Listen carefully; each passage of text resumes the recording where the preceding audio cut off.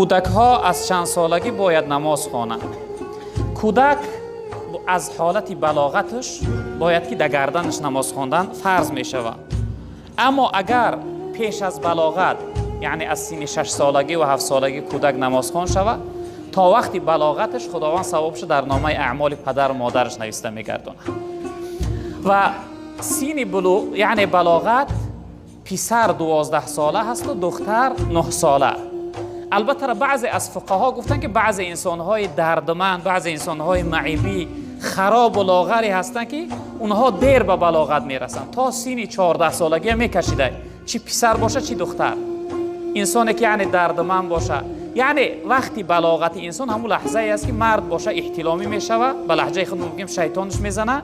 دخترک باشه اگر یعنی شوهر خواهنده میشوه، یعنی شوهرش میفوره، شوهر میخواهد.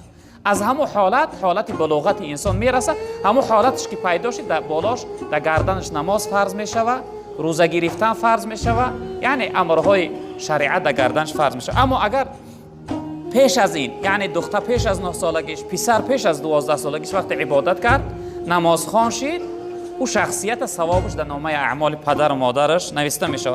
پیغمبر بزرگوار صلی الله علیه و سلم گفتند که مروا اولادکم بالصلاه و هم ابناء 7 سنین.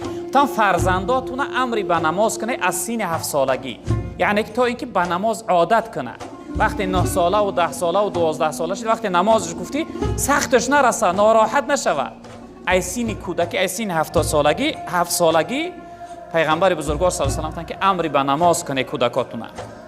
خب و ضربوهم علیها و هم ابناء 10. گفتن در سن 10 سالگیش اونها را بزنه، ضرب علم آور، ضرب مقصد اینه زدن نه که اونها مقصد معیب شوند، زدن که برای ادب باشه، برای ادب آموزی. در 10 سالگیشو بزنش. جناب پیغمبر گفتن وقتی نماز خواندن که به گردن نگرفت کودک، در سن 10 سالگیش پیغمبر بزرگوار گفتن بزنش.